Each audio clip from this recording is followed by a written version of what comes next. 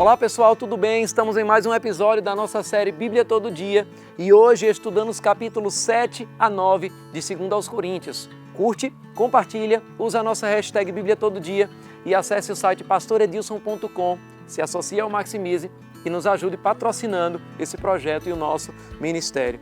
Nós vimos as cartas do apóstolo Paulo mostrando os problemas reais das igrejas cristãs do primeiro século. E eles servem hoje para um guia sobre como lidarmos hoje com esses mesmos problemas. Carnalidade, desrespeito às lideranças, imoralidade sexual e desequilíbrio nos dons espirituais foram alguns dos problemas em Corinto. E vimos o apóstolo Paulo nos ensinando a lidar com essas questões através das duas cartas que temos no Novo Testamento. Agora, Paulo vai tratar de um outro tema muito importante para as igrejas nos dias de hoje. Ele vai falar sobre generosidade. Devido à imagem negativa que a mídia em geral passa a respeito das igrejas cristãs e, infelizmente, também devido aos deslizes de alguns líderes de igrejas que não representam a maioria dos pastores, dos líderes, alguns lugares tornou o falar a respeito de dinheiro algo polêmico. Mas apesar dos excessos, dos erros, dos escândalos, existe um ensinamento saudável a respeito de generosidade no contexto de igreja. E também devemos servir a Deus com os nossos recursos financeiros. Jesus precisa ser o Senhor de todas as áreas da nossa vida e isso inclui também o nosso bolso.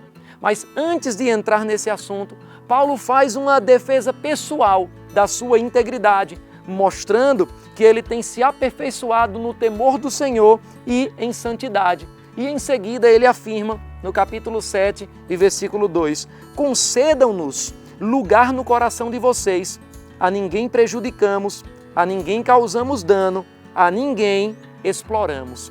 Quando se fala nesse assunto de generosidade, de finanças, alguns cristãos chegam a afirmar que existem talvez pastores exploradores, que existem igrejas que não são sérias com respeito às finanças. Mas o que você deve fazer é sair de uma igreja assim. Só não pode usar esse argumento como uma desculpa para não se comprometer financeiramente com uma igreja séria, porque esse é um dever de todo cristão.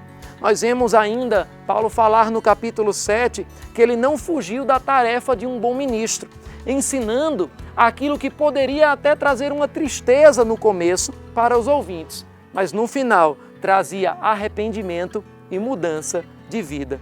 A igreja não é um lugar para o nosso conforto apenas. Às vezes, o seu ensino, na verdade, vai nos confrontar e vai nos levantar para mudanças em nossas vidas. Nos capítulos 8 e 9, Paulo começa então a incentivar os coríntios a investirem financeiramente na obra, neste caso em particular, para uma oferta que iria para as igrejas da Judéia. E ele cita o exemplo das igrejas da Macedônia para motivar os coríntios. No capítulo 8, versículos 1 a 4, a Bíblia diz: agora, irmãos, queremos que vocês tomem conhecimento da graça que Deus concedeu às igrejas da Macedônia. No meio da mais severa tribulação, a grande alegria e a extrema pobreza deles transbordaram em rica generosidade, pois dou testemunho de que eles deram tudo quanto podiam e até além do que podiam. Por iniciativa própria, eles nos suplicaram insistentemente o privilégio de participar da assistência aos santos. Percebam que, enquanto hoje em dia muita gente foge das oportunidades de dar, os irmãos da Macedônia pediram para participar e participaram, como Paulo diz, além do que podiam, o que indica um sacrifício pessoal. Foi para esses macedônios, como era o caso dos filipenses, que Paulo afirmou que Deus supriria todas as necessidades deles. A oferta, como deve ser também as ofertas nas igrejas hoje, não era uma ordem, mas era uma excelente oportunidade para os coríntios perceberem onde estava o coração deles, pois a Bíblia diz que onde está o nosso tesouro, ali está o nosso coração. Nós investimos naquilo que acreditamos e naquilo que amamos. A Bíblia diz no capítulo 8, versículos 8 a 9, não estou lhes dando uma ordem, mas quero verificar a sinceridade do amor de vocês, comparando-o com a dedicação dos outros, pois vocês conhecem a graça de nosso Senhor Jesus Cristo, que, sendo rico, se fez pobre por amor de vocês, para que por meio de sua pobreza vocês se tornassem ricos. Se realmente acreditamos que é melhor dar do que receber, então a cada oportunidade de semear, nós devemos nos alegrar e não criticar. Nós vemos no capítulo 9 o apóstolo mostrando que, além de cumprirmos uma intenção, uma instrução do Senhor, a nossa generosidade tem uma outra consequência, garante uma colheita para a nossa vida.